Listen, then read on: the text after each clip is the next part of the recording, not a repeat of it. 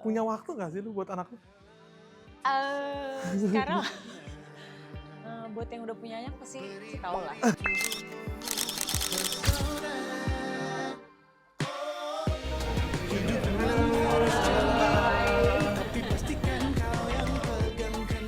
Berarti memang lu bener-bener gak ada penyesalan lah ya hidup lu? Enggak sih, gue bukan tipe orang yang ngeliat ke belakang sih. Karena penyesalan itu datang menurut gue ya, filosofi gue, penyesalan itu datang kalau kita ngelakuin sesuatu tuh nggak pol gitu loh. Kecuali ada yang, oh seharusnya gue ngerjain ini ya gitu. Nah itu yang bikin nyesel kan, kenapa gue nggak kayak gini. Pernah gak lu pada nonton film gitu pas lu kecil terus kayak ngeliat, wow cantik sekali. Cantik banget nih, kayaknya salah satu cewek tercantik yang pernah gue lihat. Itu kejadian waktu gue SMP atau SMA nonton film Quickie Express. Lo nonton? Direkturnya Dimas Jai. Gue nonton kayak SD atau SMP tuh. Aduh itu parah banget ya. Lo masih SMP film ya? tentang gigolo yang nonton anak SD. Kayaknya itu SD gue. Terus parah gue banget SD nonton Quickie Express, emang boleh? itu dia, terus Rumah Dara juga gue nonton tuh. Rumah Dara nonton? Nonton dong, lu di situ juga kan? Ya. Itu dia, Imelda Therin. Ini Halo. salah satu aktris tercantik, bukan pada masanya, sampai sekarang pun masih masanya juga. Alhamdulillah. Karena kemarin gue baru aja nonton filmnya dia, Perang Kota. Dan dia di cast sebagai cewek tercantik di film itu. Kan ada cewek juga di situ. Iya kan? Itu typecastnya tuh ini wanita terseksi. Sex appeal-nya sangat tinggi.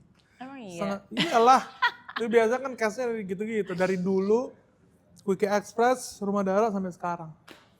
Iya gak sih? Gak tau juga ya.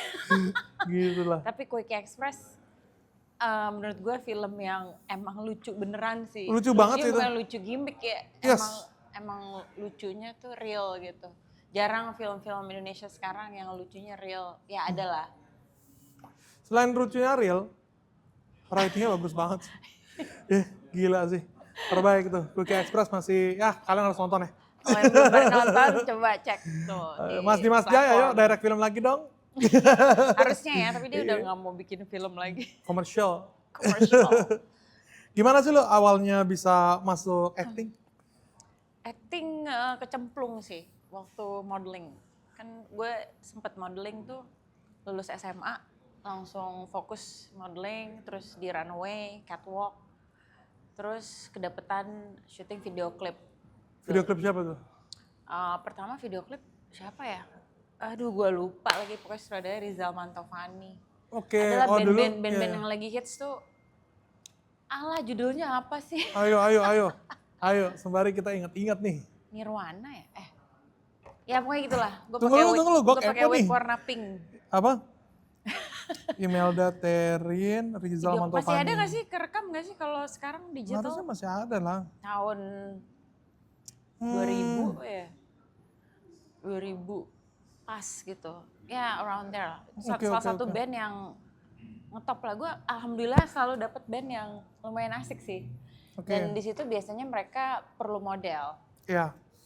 Tapi kan model itu bukan untuk, kalau kita di industri model kan kita some kind giving a service gitu untuk jualan baju, makeup apalah dari head to toe. Tapi kalau di video klip kan gue dikasih kesempatan untuk acting. Nah di situ gue kenal acting, oh ternyata seru juga ya acting ya gitu. Itu lu lulus SMA tuh? Itu ya kurang lebih ya pas lulus SMA. Dulu modeling kayak runway gitu juga? Iya runway. Show pagi itu show tunggal, biasanya bridal. Siang tuh ada show lagi, ntar malamnya ada show di klub, di pembukaan restoran, show di TV. Pokoknya modeling tuh, model tuh bisa dipakai di apapun occasion gitu, acara apapun ada fashion show gitu. Kalau sekarang kan industrinya udah proper, udah terpisah, dunia fashion, dunia film, semua kebagi-bagi gitu. Kalau dulu tuh campur aduk gitu, kayak buka brand baru, ada fashion show tiba-tiba. Makanya Iya. talent-talent dulu, model-model dulu lebih sering yang tiba-tiba jadi aktris gitu ya. Iya, Sekarang kayaknya emang udah spesifik aja, udah runway ya, lu runway aja gitu ya. iya. Kalau dulu tuh kayak ya event semua pasti dibutuhkan fashion show gitu. Jadi kita multi talenta Oke. Nah tapi kenapa bisa buat modeling di awal ya? seru-seruan. Modeling waktu itu kecemplung juga sih. Lebih di Jadi sebelum lu lulus SMA, nggak pernah modeling? enggak, gue nggak pernah mau Oke. jadi model. Gue nggak tertarik sih Oke, di oke. modeling. Cuman nyokap gue sih yang maksa. Kayak niatnya bagus. Niat nyokap tuh pengen udah deh biar pede, biar kayak cewek gitu. Oke. Gue kan agak lumayan Tomboy lah. kayak cowok ya. Terus kurang pede juga, kayak ngapain sih gue jadi model, kayak nggak ada cewek-ceweknya lah, nggak kepengen tampil di depan orang terus lenggak-lenggok tuh nggak, it's not in my. Oke, dicemplungin. Jadi nyokap yang cemplungnya ikut deh gitu, tapi ikutnya tuh kayak daftar ke majalah Gadis Sampul, walaupun Gadis Sampul waktu itu masuk tapi nggak nyampe final juga gitu loh. Oh iya. Jadi gue diketemuin sama salah satu ya redaksi majalah lumayan hits waktu itu. Apa tuh? Majalah apa itu? Cosmopolitan. Oke, Cosmopolitan. Malah keterimanya di majalah yang lebih dewasa dari umur gue gitu loh. Di Iya. majalah kayak anak-anak remaja gitu yang bocil-bocil malah gue nggak diterima. Jadi mungkin muka gue lebih dewasa Mature ya. daripada seharusnya kali ya. Iya.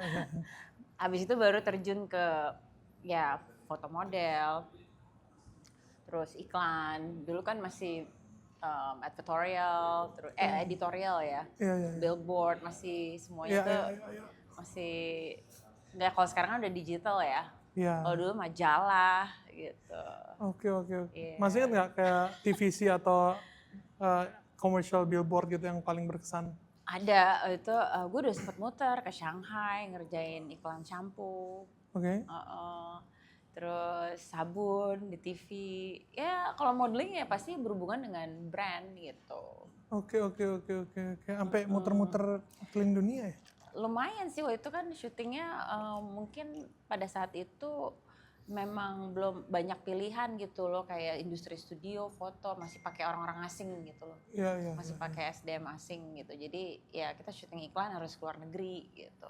Fotografernya orang luar juga tuh? Fotografer waktu itu aku inget Sunsilk tuh Sam Nugroho.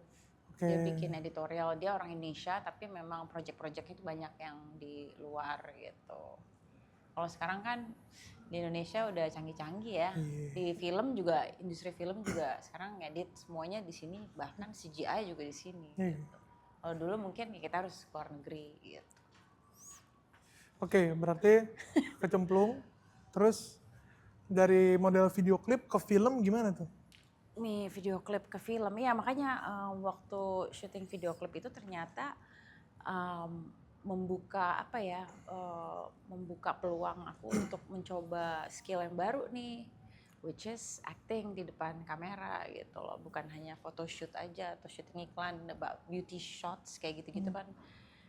Jadi lebih ke acting, mendalami cerita, dramanya gitu. Ternyata di situ aku menemukan sebuah seru juga ya gitu, di dalam sebuah cerita kita bisa memerankan sebuah karakter gitu. Jadi Role pertama apa? Role pertama akhirnya gue memberanikan diri casting. Oh, casting ya? Casting dong, casting dulu. Waktu itu buat series thriller di SCTI dulu. Ya. Oke. Dan ternyata diterima. Ya dari situ gue baru keterusan gitu. Masih ingat judulnya nggak? Hah? Judulnya apa ya? Di sini ada setan, Google bukan? lagi, bukan. Judulnya apa ya? Gue juga lupa, udah lama banget, Rick. Pokoknya sutradaranya Nayato. Nayato Lumayan Vianua. senior. Iya. Di zaman itu dia sutradara yang keren. Kalau judul gue lupa, harus Google lagi. Tapi kalau sutradara gue inget. Karena dia yang ya kaptennya lah ya.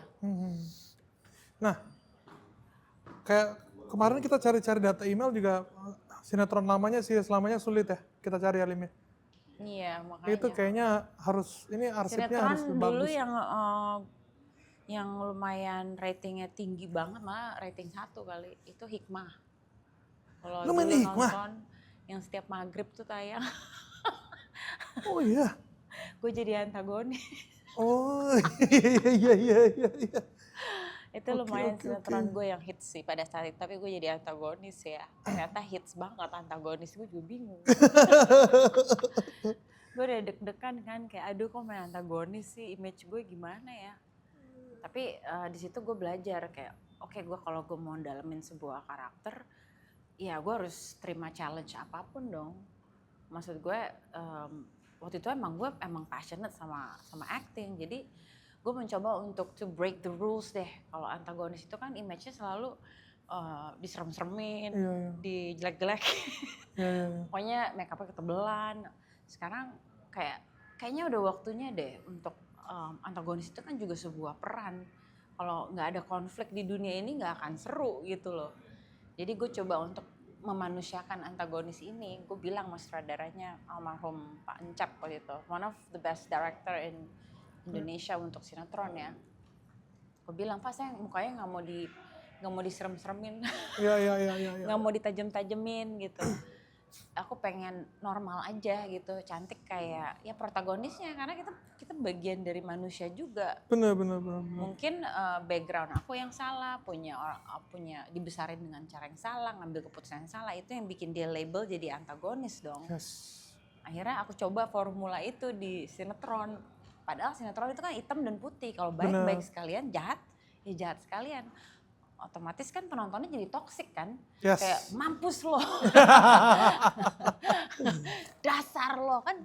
Jadi toksik gak sih? Benar. Gue pengen tuh penonton juga ngikut ngerasain perspektif jadi orang yang salah gitu loh. Iya. Lo kan juga pernah salah di hidup lo. Emang ada yang sempurna gitu loh kehidupan manusia. Jadi gue coba pakai formula. Loh, seorang antagonis juga punya hati nurani kok, punya keresahan, punya kefragilan gitu. Iya. Ternyata alhamdulillah it works. Dan penonton suka gitu, jadi kayak lumayan panjang tuh Hikmah, ya kan? Dan akhirnya gue gak dibenci. Itulah yes. Ya. Malah nagih gitu kan. Kayak misalnya aku lewat di mall gitu pertama kali, kayak kok orang banyak yang kenal aku, yang ngeliatin. Terus ada anak kecil datang, aduh ntar gue dicubit nih ntar lagi. Gue ditampar nih, gue dijambak. Enggak loh, dia kayak, Kak aku boleh minta foto gak? Hah serius kamu gak sebel sama aku? Yes.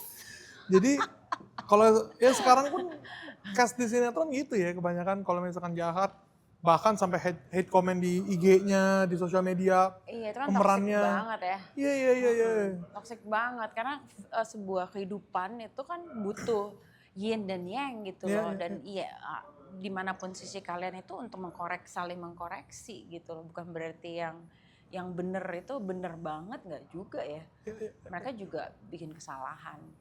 Yang jahat juga pasti ada alasannya kenapa dia bisa kecemplung di dalam sebuah konflik kesalahan yang dia bikin. Sehingga cerita itu jadi sebuah hal untuk didiskusikan, bisa jadi sebuah introspeksi diri ke siapapun yang nonton gitu loh. Bukan malah jadi toksik. Pokoknya jahat-jahat aja gitu ya. Baik-baik aja gitu, orang baik juga ada jahatnya kok. Iya. Iya gak sih? Oke. Terus dari sinetron ke film gimana ceritanya? Sinetron ke film. Sebenarnya gue film dulu sih. Film dulu? Film pertama gue itu waktu Baju Biru, saya ingat gue. Gue dapet cuma 1 scene doang. Enggak, yang pertama kan series itu. Terus baru Banyu Biru, terus Buruan Cium Gue. Banyu Biru tuh menurut gue film yang gue bilang genrenya tuh masyarakat belum siap. Genrenya tuh masih terlalu advance gitu loh. Baju Biru? Banyu Biru. Banyu Biru, oke. Karena genrenya nggak general gitu loh. Nggak kebanyakan orang tahu gitu loh. Genrenya emang agak advance dikit lah. Oke. Tapi gue malah suka gitu loh, sesuatu yang baru aja gitu. Makanya gue mau deh main 1 scene. Oke. Masih baru juga. Tora Sudiro tuh ya sama Dian Sastro. Iya. Oke. Iya dia. Banyu Biru. Iya. Baru Banyu Biru tuh dapat 1 scene. satu scene. Terus film berikutnya? Terus baru ya terusan film. Cuman Rumah sekarang Dara. lu terakhir kali sinetron 3 tahun 4 tahun lalu ya? Terakhir kali sinetron. Kemarin sih series ya, tapi masuknya sinetron juga. Sinetron Iya. juga. Tayangnya di TV. Tayangnya di SCTV. Kalau tahu Siapa Takut Orang Ketiga mau main situ. Itu. Oke. Terakhir itu gue Terakhir TV. tahun lalu. Nggak tahu tahun udah lama sih. 2 Iya, tahun. 3-4 tahun lalu. Iya, 2 tahun yang lalu. Iya. Emang lu ngejarnya ke situ, ke film atau gimana? Lu Emang nggak kebetulan pernah modeling lagi ya? modeling udah berhenti itu pas switch ke film. Ya Oke, lama-lama oke. kan gue ngilang ya. Oke. Kayak, karena schedule syuting gitu kan ya otomatis gue hilang lah di modeling. Oke. Jadi Tapi kalau- pelan-pelan switch. Oke. Untuk karir sendiri, lu kayak nggak mau, gue pengennya sinetron aja atau gue pengennya film aja gitu. Lu pilih nggak? Enggak sih, itu berjalan natural aja sih. Kalau emang waktu itu karena schedule sih. Karena Schedule. kalau udah kontrak gitu kan, ya waktu lo akan habis di lokasi. Itu nggak mungkin tiba-tiba, gue ambil show dulu ya, Iya, hilang iya, dulu. iya, Itu iya. nggak bisa. Jadi emang lama-lama gue memang shift ke acting gitu loh. Jadi Walaupun kalau misalkan- sekali-sekali masih ada foto model, masih ada gitu. Kalau misalkan ada brand-brand yang memakai email sebagai modelnya masih sangat open ya? Ya masih open, Iya, iya, masih. Sekarang gue juga lagi persiapan mau punya brand sendiri. Oke, Nanti ya. brand apa tuh? Nanti gue update. Oke. Pokoknya buat street, buat musim hujan. Oke. Pokoknya keren lah. Kita tunggu ya. Udah berapa lama lu di industri ini? I don't know ya, berapa lama ya? Nggak ngitungin sih. Pokoknya start itu ya 2000 lah. Aktif 2000-an. 2000. Ada perbedaan nggak? Industri entertainment yang lu rasain di zaman dulu, zaman Kalau sekarang? dulu ya mungkin digital ya. Digital udah pasti berubah semua. Tapi gue lebih seneng. Kenapa Karena tuh? kalau dulu kan hanya bergantung kepada bioskop kan. Nonton semua di bioskop aja gitu loh. Kalau sekarang udah kelihatan nih selera mana yang niche, mana yang mau genre yang lebih advance, Iya. beralih ke OTT gitu, digital, nonton di platform. Tapi buat yang penonton bioskop beda lagi. Jadi udah mulai kelihatan nih, gitu. Ada yang sukanya lebih rumit, ada yang pengennya yang ditakut-takutin. Oke. Jadi udah mulai udah mulai kelihatan gitu loh penonton kita tuh macam-macam ya gitu. Iya, Dan pembagiannya filmnya jelas. juga bisa bervariasi gitu. Iya. Kalau dulu kan mau bikin film yang agak ya nggak mainstream, bingung juga ya. Tayangnya di bioskop gitu susah gitu. Tayangnya di mana gitu ya? Tayangnya di mana nih gitu. Tapi kita sekarang tahu tayangnya di mana gitu. Oke. Kalau dari sisi teknisnya sendiri, ada yang lu rasain perbedaan? Jadi lebih simple syutingnya atau apa gitu ada nggak? Kalau syuting sih nggak pernah simple ya. Apalagi di Indonesia yang terbatas segalanya, terbatas waktu, Iya. terbatas. Ya, kalau simple sih enggak ya. Cuman mungkin lebih proper apa enggak. Oke. Dilihat dari mungkin persiapannya ya. Kalau persiapannya mateng, otomatis filmnya akan jadi mateng. Tapi kalau persiapannya, kita harus selesai dalam waktu segini hari. Hah? Oke, berarti reading capcus. ya challenge-nya di negara kita ya gitu kan. Ya pokoknya ya udah deh oke lah. Oke. Tapi berarti kalau misalkan kita bandingin nih production kita sama production Hollywood gitu ya. Jauh ya. Jauh ya? Jauh karena timeline mereka bisa syuting tuh tahunan. Iya. Minimal 6 bulan lah. Kalau lu project terlama lu apa? Project terlama gue paling series. Kalau series kan emang bulanan ya. Untuk berapa episode tuh? Kayak kemarin Telur Darah itu ada 10 episode ya, 10 ya. Berapa itu lama? bulanan. Cuman kan porsi gue adanya di satu lokasi, 2 lokasi lah. Ya bisa dibilang paling banyak satu lokasi. Jadi nyelesain lokasi itu aja, jadi bisa di tight waktunya. Misalnya nih ambil plot gue doang nih di lokasi ini, ya udah kelar habis itu gue. Sebulanan. Total productionnya? Total production lumayan 3 bulan ya, pasti 3 bulan ada ya. 3 bulan. Kalau di luar kan bisa Itu setengah tahun series ya. loh, kalau Game of Thrones gimana? Iya. Setahun-tahunan Iya. nih. Oke. Iya, Paling lamanya aja cuma 3 bulan di Indonesia. iya max, iya. Ada yang 4 bulan. Itu juga proper banget gitu loh. Enak sih kalau ngerjain harinya banyak, kita jadi bisa fokus di hari itu, nggak usah banyak scene, jadi fokus ke scene, kualitas scene-nya bisa dijaga. Kalau kita cuman punya waktu 15 hari nih, atau cuman waktu less than 1 month, berarti kan semua kejar-kejaran ngerjain Iya. sampai pagi gitu. Itu tuh yang bikin, oke, emang challenge juga gitu. Tapi it has to be done gitu. The show must go on. Iya. Walaupun sekarang udah ada jam kerja ya, alhamdulillah. Udah ada emang? Yes. Emang berlaku? Ya kalau ya di kontrak harus. Oh gitu. Iya. Ya gue sih Dulu berharap berarti semuanya ya, nggak pemain doang ya, kru juga harus ada kontrak jam kerja. Dulu nggak kayak gitu? Enggak sih. Dan masih baru juga kali dulu ya, jadi Iya. iya aja kan. Oke. Ya kalau di luar kan lo overtime kan udah Iya. overtime dong jatuhnya. Iya. Makanya mereka kalau gue denger pemain-pemain yang syuting di luar tuh udah selesai berapa jam kerja, itu lokasi harus berhenti semua lampu. Karena ada pengawasnya gitu, semua mati. Gak boleh ada siapapun yang syuting gitu, termasuk kru. Gitu. Kalau di Indonesia paling disamperin sama preman ya. Udah ada izinnya belum bang? Iya. Karena bentar lagi nih, ini gocap-gocap ya kan. Disamperin tetangga ini berisik. Iya, aduh. Iya. Tapi kan kalau di luar gitu ya, kayak director, actor, bahkan beberapa ada kru gitu dapat royalti lah ya. Royalti, nah itu tuh Kalau di Indonesia gimana? gue udah beberapa kalau sama PH-PH yang baru nih, Hah? PH-PH indie yang baru, udah gue pakai sistem, kita bagi share ya, Oke. bisa. Karena kita maju bersama kan. Oke. Bisa fleksibel, tapi untuk sekarang ini ya secara general royalti itu belum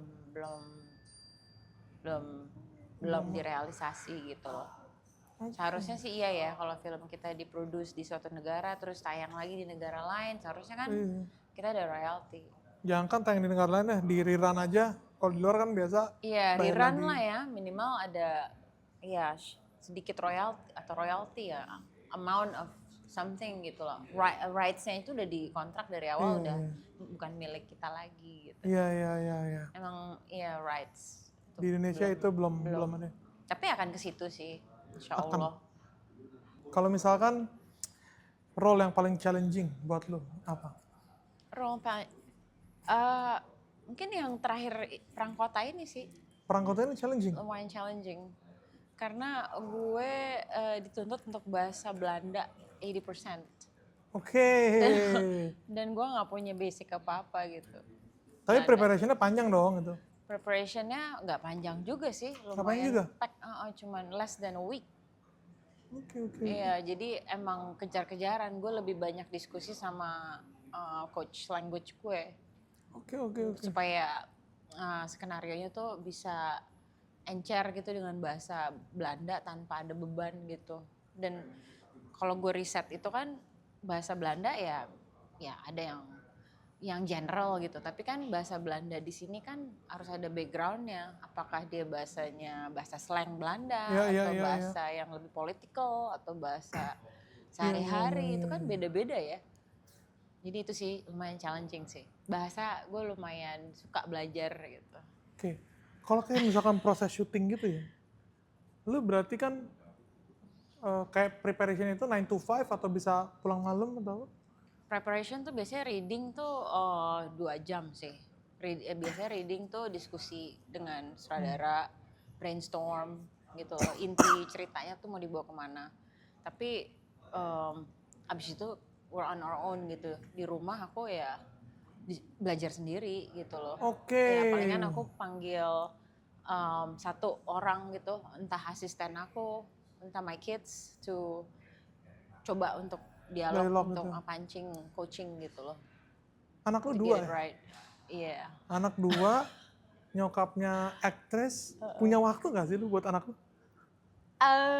Sekarang buat yang udah punya anak pasti tahu lah. Multitasking, emang gue latihan Multitasking. multitasking. Padahal gue pada dasarnya gue nggak bisa multitasking kan. Oke. Gue Taurus gitu loh. Heeh, Gue heeh. kalau udah fokus satu yang lain boom hilang. Oke. Tapi ya itu gue lagi latihan dan itu di-train dari kecil kan, dari punya anak gitu. Cuman mereka sekarang udah lumayan gede ya. Iya. Jadi udah punya kehidupan masing-masing. Gue udah lumayan nggak terlalu hektik waktu mereka masih bocil banget kan. Iya, iya. Makanya ada saat-saatnya gue nggak kuat kerja, gue vakum dulu. Gue vakum memang pengen fokus Sama anak-anak.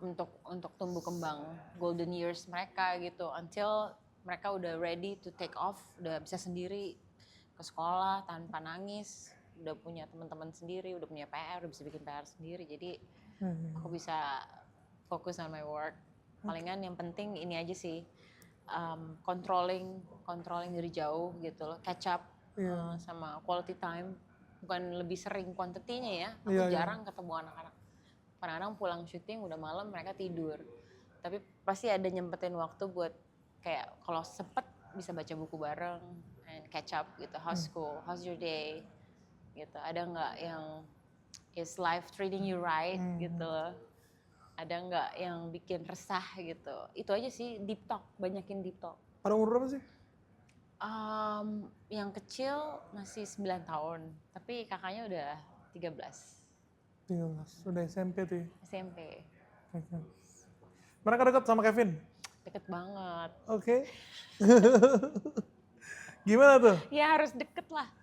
Mereka manggil apa berarti? Om Cheese. Om Cheese. Cheese. Oke.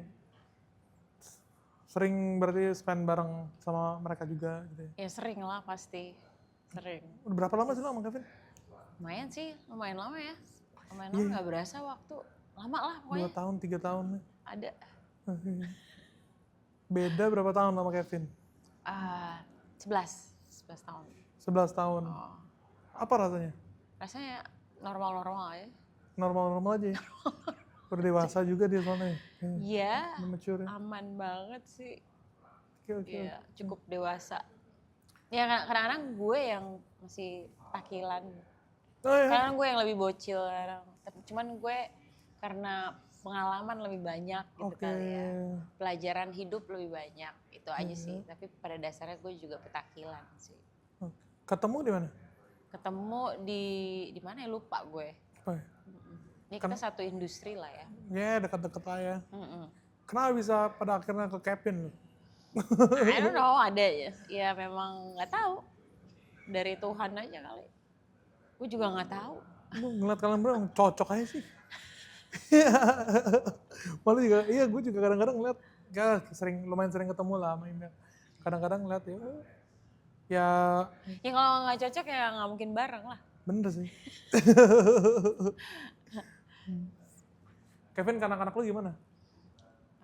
Such a great guy. Such a great guy. Oke. No complain lah ya. No complaints. Spend time-nya berarti ya. Well, it takes time juga untuk sampai udah jadi member of the family gitu. It takes time. Tapi semuanya kan banyak. Aku sih lebih suka let it go just by natural aja. Takes time sih Gitu. udah pasti lah ya. Iya. Udah pasti. Lama banget nggak tapi? Ya normal lah. Normal. Adjustment gitu. Adjustment di awalnya. Iya, siapa nih baru gitu. Iya. Ya ada sosok baru gitu dalam kehidupan aku. Lama-lama ya dibawa natural aja. Iya. Ya, let it flow aja lah ya. Let it flow. Sumringah terus sekarang email. Sumringah terus ya. Dulu nggak sumringah ya. Dulu sumringah juga tapi ini sumringah bener. Berarti lu itu sekarang harus balance antara Kevin and your children. Balance, maksudnya balance gimana? Waktunya nih. Gak juga sih, bisa bareng juga. Karena udah lewat proses pendekatannya. Iya, maksudnya udah kayak apa ya? ya udah bareng gitu loh, udah nggak ada ya jalanin aja Oke, gitu oke, loh, oke, oke, oke, oke. saling ngisi aja. Biasanya Ini kayak hangout gue kesini nih, gue nggak sempet jemput anak. anak gue yang main bola kan, Kevin yang jemput. Oke, oke. As simple as that gitu. Berasa kayak pacaran lagi gak sih? Lu?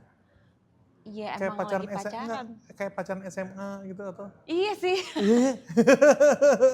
iya juga ya kalau dipikir ya. Cuman Iya. dengan tanggung jawab dan kedewasaan gitu ya. Cuman Iya. kayaknya tuh sparknya tuh dari pertama gua ketemu sama Kevin sampai sekarang kayak, ih masih kayak pacaran SMA nih, enak bener. Iya ya, Iya, emang kayak gitu. gue sebagai yang single 13 tahun nih. Pacaran mau cerita aja, iya, iya. Ya kalau pacaran SMA kan lebih kayak lu masih mencari jati diri kan. Bener. Iya, kalau sekarang kita udah dewasa kan. Hmm. Jadi udah di tahap yang apa ya, beda lah. Kalau pacaran SMA tuh lu masih mencari-cari gue nih siapa sih. Sekarang udah ketemu, Iya. terus ya sparknya tapi masih spark kayak dulu, cuman dengan kedewasaan yang sekarang gitu ya. Iya. Enak Iya. sih. Apa gue coba ya? Iya, saya emang lebih dewasa. Iya. Saya dewasa juga kok. Dewasa, ya maksudnya naik level lah. Iya, Naik iya. level lah setiap usia gitu loh, SMA, kuliah, itu kan pasti ada ceritanya sendiri ya. Iya, iya. Terus kalau untuk ketika lo pisah nih, apa sih yang lo rasakan? Apa? Ketika lo pisah sama yang pasangan lo yang pertama? Oh pisah, ya memang it's over gitu. It's over dan kita berdamai dengan Berdamai, Iya masih dong. masih ini masih dong, ketemu masih baik gitu. bukan ketemu sih, tapi lebih ke co-parenting. Maksudnya memang bertanggung jawab untuk ya ngurus, ya dia harus bertanggung jawab juga ya untuk ngurus kids. Tapi Kenapa? walaupun ya gitulah. Kenapa bisa ya orang pisah baik-baik? Soalnya di Indonesia banyak nih pisah nggak Harus baik-baik. baik-baik karena memang kita mulai dengan baik-baik, kita udahin dengan baik-baik gitu loh. Gue sih prinsipnya gitu ya. Iya, iya. Gue mengudahi sebuah hubungan itu karena memang kesepakatan bersama. Iya. Dan korbannya nggak boleh anak-anak gitu loh. Karena ini kan masalah dewasa. Kenapa juga anaknya harus jadi korban gitu. Kayaknya We can lu- put it aside gitu. Lu lebih mentingin ke anak-anak lu lah ya. Iya. Iya nggak sih?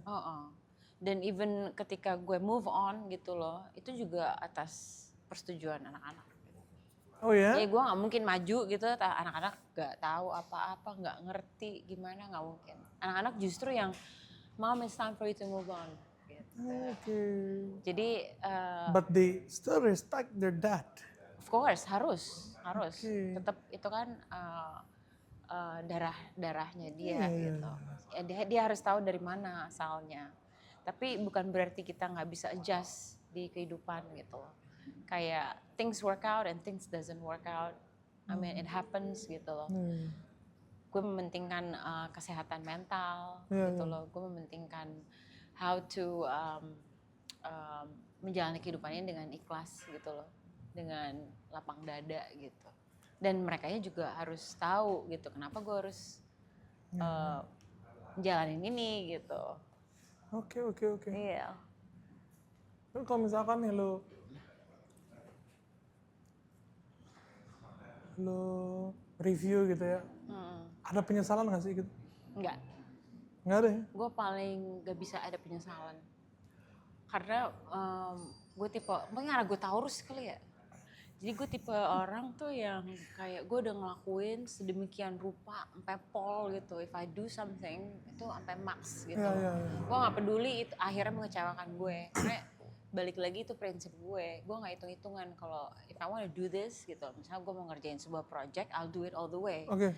Kalau ternyata projectnya nggak fly atau apa ya itu bukan urusan gue lagi, because I did my best.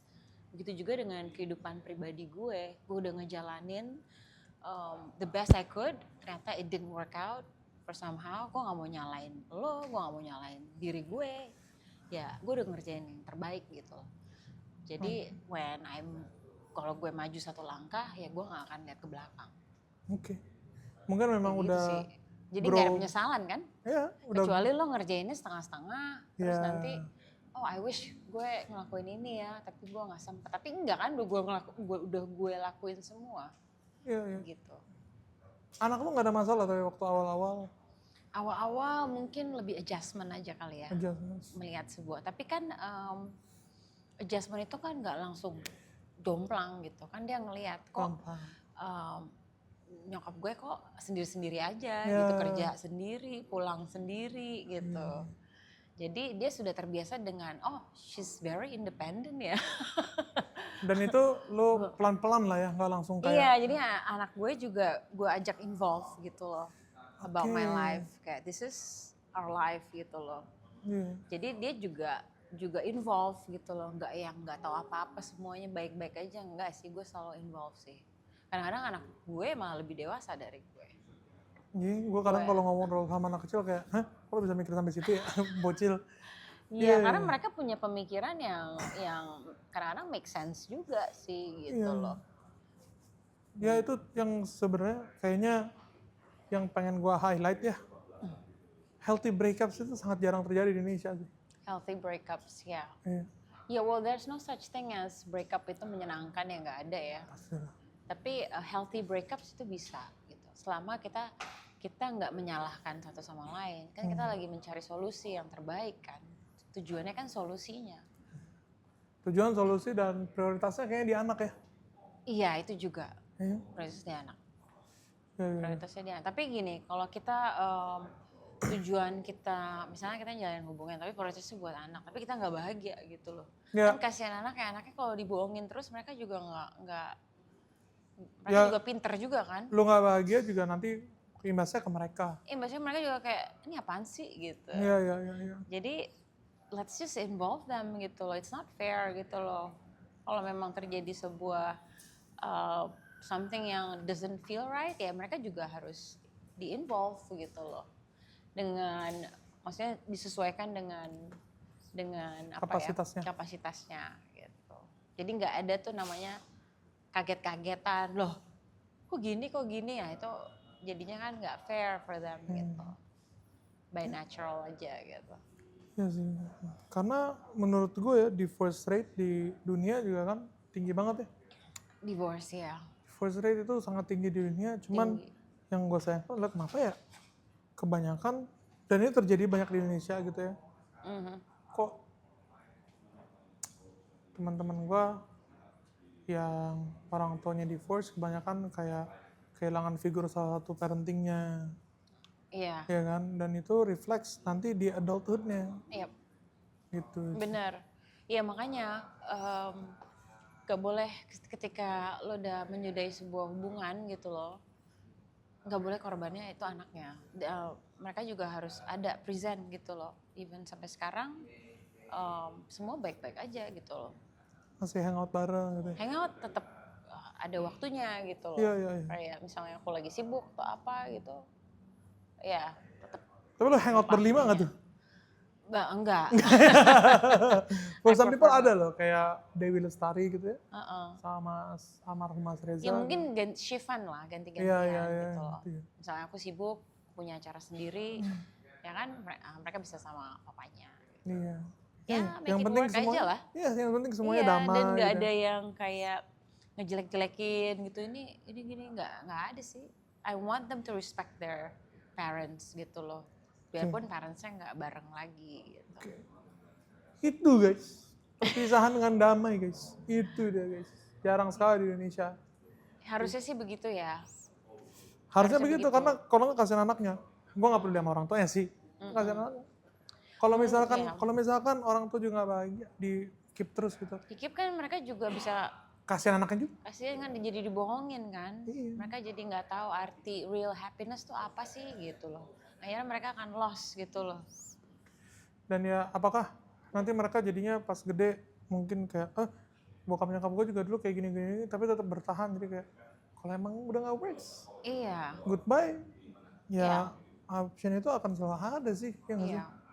Ya kita bertahan ya ada alasannya kenapa kita bertahan. Tapi kalau kita nggak bisa bertahan juga memang ada alasannya juga. Nah. Ya tapi bukan malah jadi korbannya ke anak-anak. Kita harus bisa be cool. Okay. You know, cool enough to understand that yang hidup bukan kita doang loh gitu. Dan marriage is not a simple thing. Emang nggak gampang gitu loh. Ada yang bertahan di sebuah marriage tapi terpaksa juga kan nggak enak juga ya. Kalau memang bisa berjalan dengan lancar, alhamdulillah gitu. Tapi kalau enggak, ya Mau gimana? ya kita jalanin seikhlas-ikhlasnya, sedamai-damainya gitu loh. Nurunin ego gitu kan. Introspeksi juga, nggak bisa salah-salahan juga ya. Jadi repot gitu kalau kita nggak bisa nurunin ego. Ada nggak sih pelajaran yang lo dapetin dari past relationship lo? Banyak, semua relationship yang gue punya selalu ada pelajarannya. Dan nggak ada yang gue seselin. Itu salah satu yang kebentuk diri gue juga kan. Jadi pasti gue akan mengambil hikmahnya gitu. Oh mungkin dulu kapasitas gue masih segini gitu dan kapasitas dia juga mungkin Dan nggak selalu pasangan lo yang salah. Iya, kapasitas gue masih begini, kapasitas dia masih begitu. Gimana mau ketemu gitu. Iya. Mungkin akan lebih baik kalau gue bisa jalan sendiri, ternyata gue menemukan diri gue gitu loh. Pada dasarnya memang paling enak sih ya self care dulu sih, itu lebih sehat ya. Ke diri sendiri dulu bahagia ya. Lo kenal diri lo, benar-benar diri lo, dan orang yang datang ke lo ya karena ya lo juga sayang sama diri lo gitu. Oke. Gitu. Kalau dulu mungkin kita masih ngawang-ngawang. Ya, Wajar makanya marriage itu susah. Orang lain nikah ya udah gue juga nikah gitu Iya mungkin kayak ya. gitu, jadi alasan untuk nikah tuh nggak legit gitu loh. Iya. Syukur-syukur lo dapet sosok yang bisa mimpin atau dapet guidance dari role model parents lo atau apa gitu. Kalau gue kan gue nggak punya guidance nih. Iya. Guidance gue nyokap bokap gue juga marriage-nya Iya. bertahan tapi Nggak happy lah ya. it's not my role model juga gitu. Jadi masih mencari lah. Iya. Banyak. Walaupun nyokap bokap sih bertahan gitu. Iya. At the end of the day, oh ternyata mereka terus ya, walaupun gak mulus gitu. Iya. Oke. Ya kalau gue saranin untuk zaman-zaman sekarang ini sih, kalau mau nikah itu lo harus tahu tentang diri lo dulu deh, gitu loh. Ya Itu sih sebenarnya gue juga bingung. Iya, karena ujung-ujungnya lo jadi expect orang untuk, lo kan harusnya gini, lo harusnya gini. Bener. Jadinya kan melebihi kapasitas orangnya ya. Kasian juga ya. Bener. Ya. It's normal gitu loh kalau emang susah. Gitu. In relationship aja juga pasti kan Tahap pacaran aja udah susah gitu ya, saling mengerti Iya. gimana lu bawa ke nikah gitu ya. Tapi kalau lo-nya solid, lo-nya tahu lebih banyak tentang diri lo, otomatis kan lo bisa mengetrack orang-orang yang solid juga gitu. Iya. Oke. Tapi kalau lo-nya nggak solid, ya lo juga ketemu orang yang nggak solid juga. Dan lo berharap ekspektasi lo orang itu akan solid, padahal lo sendiri belum tentu solid gitu loh. Ke diri lo sendiri. Iya. Bener. Itu gue setuju banget sih. Karena banyak juga, kalau kayak sekarang gue perhatiin ya teman-teman gue ada pacaran in a relationship kayak karena kesepian aja.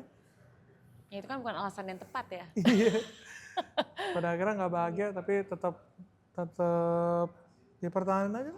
Udah lama juga gue sama dia ini udah 2 tahun. Iya. Sayang.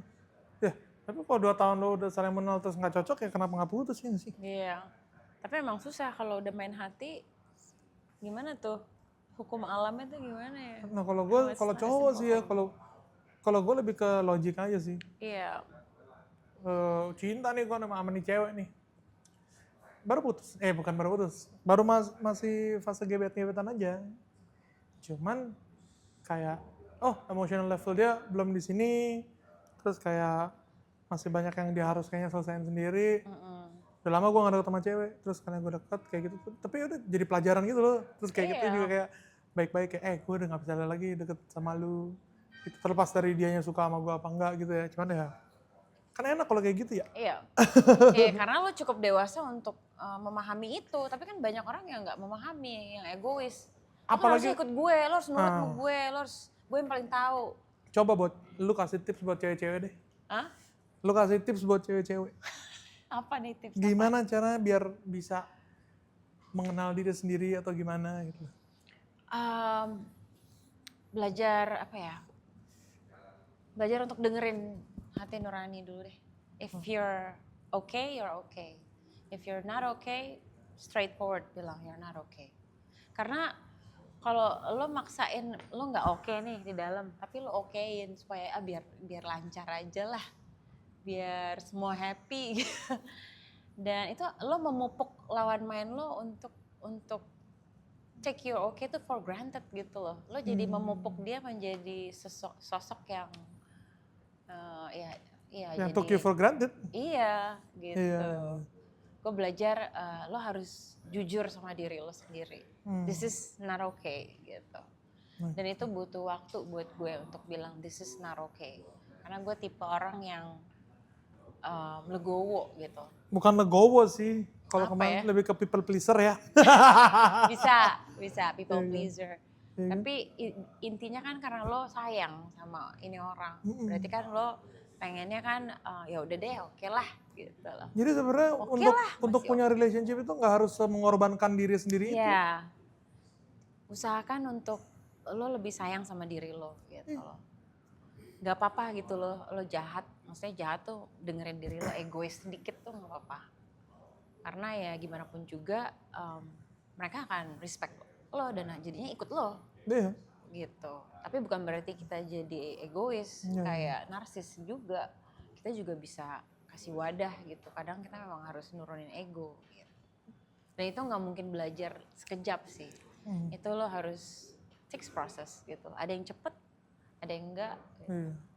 Tergantung juga dari vibes lingkungan lo dibesarin juga gak sih? Iya, karena kebanyakan yang kayak compensate kayak oke lah gue oke-oke aja gitu ya. Diinjek-injek pasangan atau nggak dihargai pasangan. Kebanyakan karena lihat dari orang tuanya juga sih. Iya, dia nggak ada certain apa ya? Iya. Certain bisa boundaries. Jadi certain boundaries. Gitu. Iya, sets boundary. You have to set your boundaries gitu. Oke, sebelum gue lanjut mau nutup, ada yang mau tanya nggak dari kalian? Ada. Oke.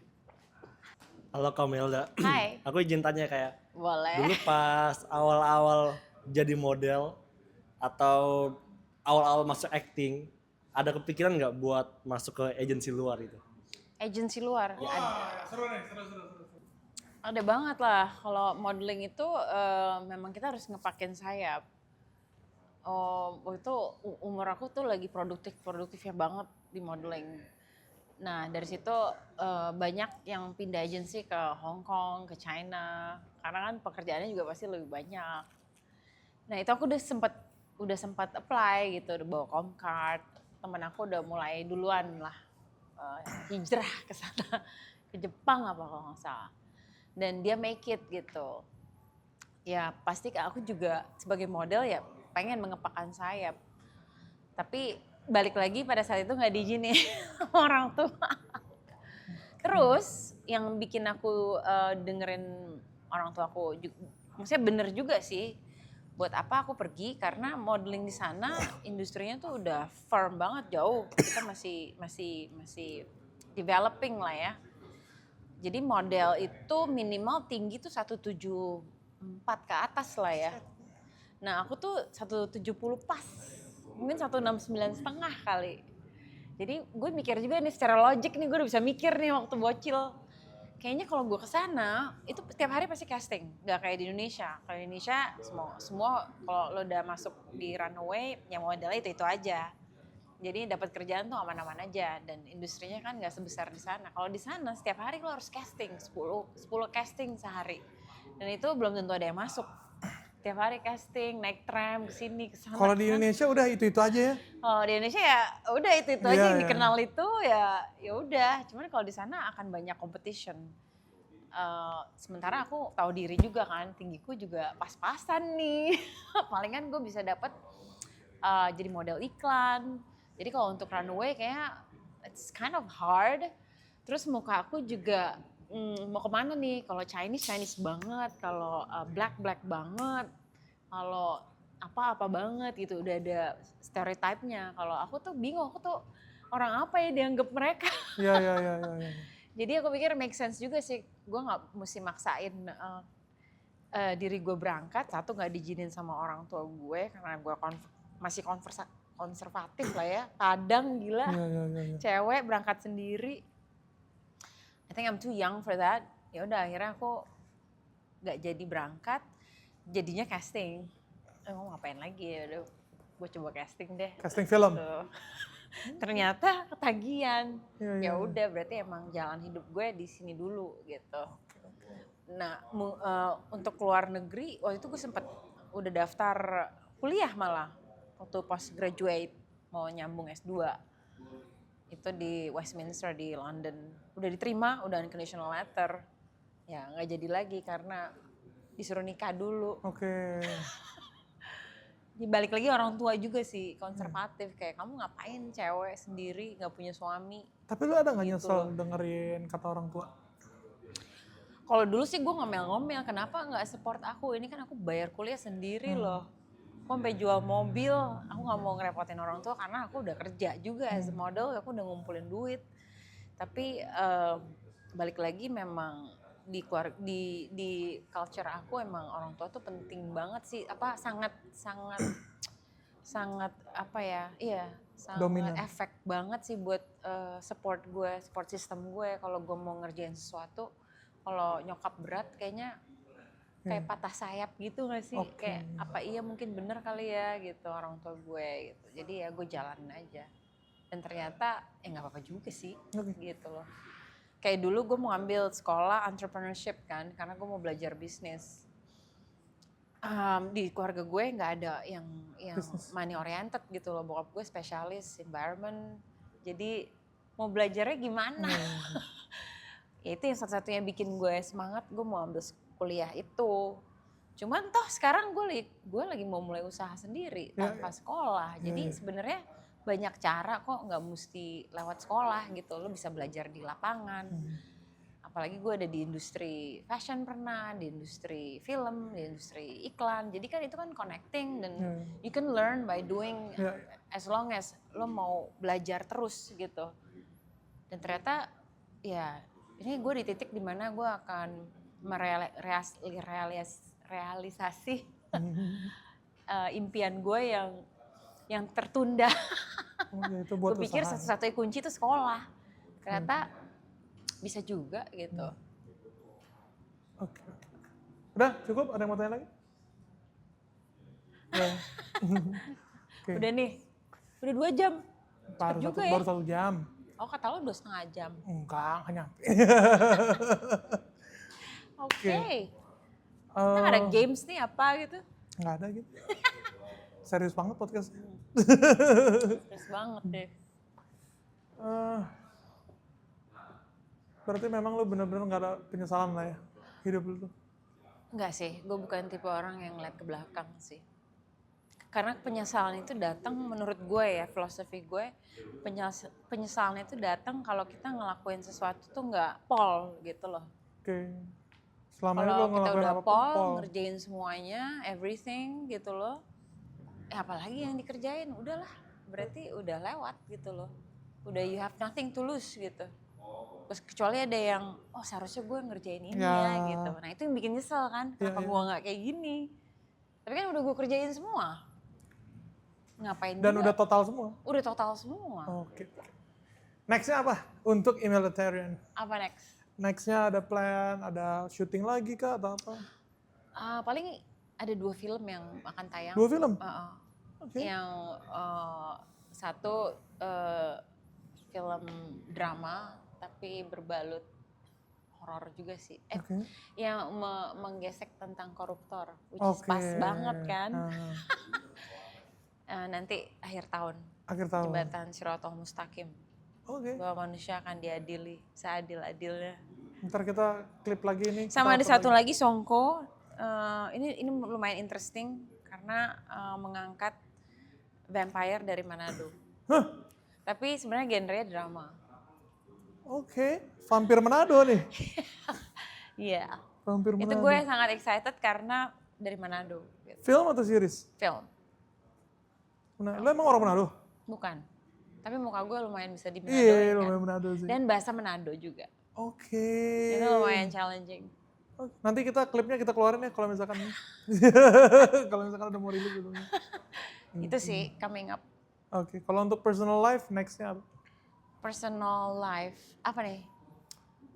In terms of relationship atau personal development lo apa gitu? Selain bikin usaha? Gue lagi jalanin brand. Bismillahirrahmanirrahim. Mudah-mudahan pada suka gitu ya. Udah waktunya bikin, karena ya gue ada fashion sense juga sih di apalagi di street, karena gue juga orangnya casual banget gitu loh. Jadi kenapa enggak gitu bikin musim hujan jadi keren. Oke. Nah itu sih personal life ya jalanin aja kayak air, nggak ada Nggak ngoyo lah ya. no pressure, tapi pelan-pelan tapi insya Allah pasti. Itu aja sih. Oke. One of most beautiful actress in Indonesia. Imelda Therin. Thank you for coming. Thank you guys. Sukses Thank pokoknya you for semuanya ya. having me, Rico. Oke lah. Buat podcastnya. Berhenti sejenak, Kamu udah. beri tubuhmu Kasih kita pesona. foto shoot buat thumbnail ya. Kita foto shoot Hidup buat thumbnail memang ya. harus Kita tap canggih, dulu aja. tapi pasti